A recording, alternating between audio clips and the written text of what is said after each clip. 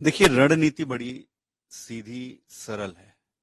जनता यहाँ की बहुत त्रस्त है। सभी पार्टियों को बार बार मौका दिया है और सभी पार्टियों ने बार बार धोखा दिया है जनता को। जनता के पास एक ऑप्शन अरविंद केजरीवाल के रूप में है, जो यहीं से बिलोंग करते हैं, हरियाणा के बेटे हैं वो।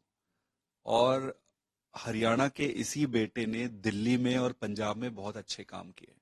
तो बदलाव चाहती है जनता, और बदलाव लाने के लिए एक ही व्यक्ति सक्षम, योग्य, ट्राइड टेस्टेड है, वो है केजरीवाल।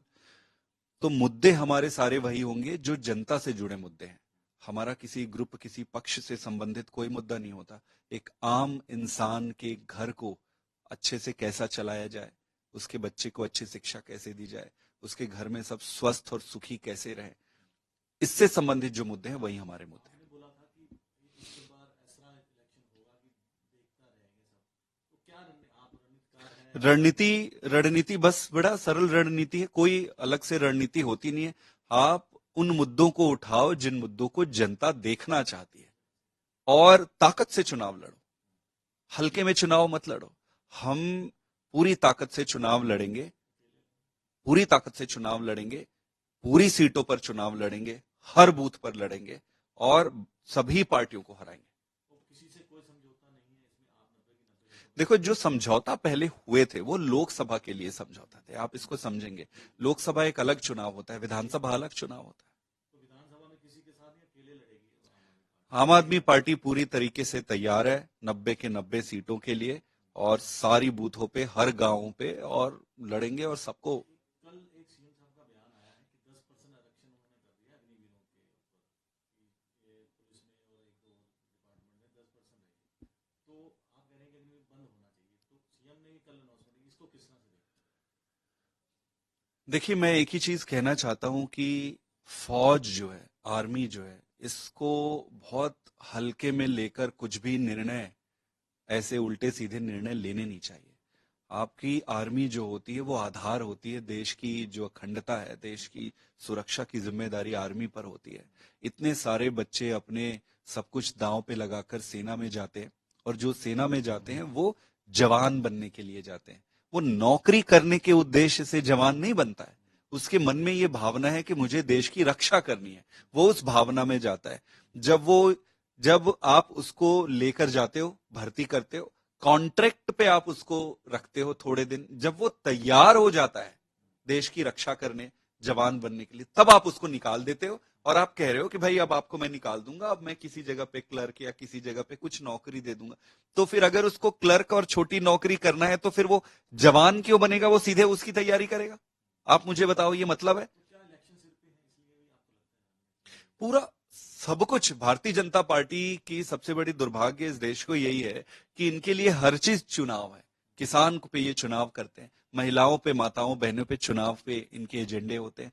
अब आर्मी तक पे ये राजनीति कर रहे हैं, तो आप समझ लो कि इनकी मति भ्रष्ट हो गई। आजकल दिन रात जो सीएम है बने अनाउंसमेंट कर रहे हैं, इसको किस तरह से कंडक्ट करते हैं? और दूसरा मेरा सवाल है कि किसानों को किस तरह से देखते हैं जो बॉर्डर पे अभी मुझे बड़ा दुख होता है। देखो, इस देश को आपको आगे बढ़ाने के लिए आपके पास विजन होना चाहिए। विजन क्या होता है? एक पढ़े लिखे योग्य मुख्यमंत्री का विजन क्या होता है? कि वो चीजें देख सकता है जो एक आम आदमी नहीं देख सकता। वो ऐसे डिजाइन बनाता है, प्लान करता है कि आने वाले 10 साल, 20 साल में चीजें व्यवस्थित हो।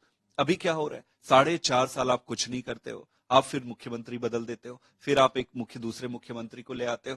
अब वो हर दिन उठा के सुबह ये घोषणा, शाम को ये घोषणा। घोषणा का आधार क्या है, घोषणा का क्या प्रभाव पड़ेगा, लॉन्ग टर्म आपका विजन क्या, इन सबसे कोई लेना देना नहीं है। इसीलिए बहुत गंभीरता का विषय है कि सिर्फ अगर इन सारी चीजों को आप चुनावी मुद्दा बना देंगे तो देश आगे बढ़ेगा कैसे? देश का तो बेड़ा गर्क हो जाएगा। ऑफ कोर्स इलेक्शन ईयर, मतलब किसी को भी ये समझ आएगा कि भाई 4.5 साल तक आपने एक मुख्यमंत्री को रखा, आपने हटा दिया। अब उसके बाद नए मुख्यमंत्री ले आए ये सोच के कि इन पे कोई नेगेटिविटी नहीं होगी, और अब चुनाव है तो अब घोषणा पे घोषणा, घोषणा पे घोषणा। आप इतने दिन तक क्या किए?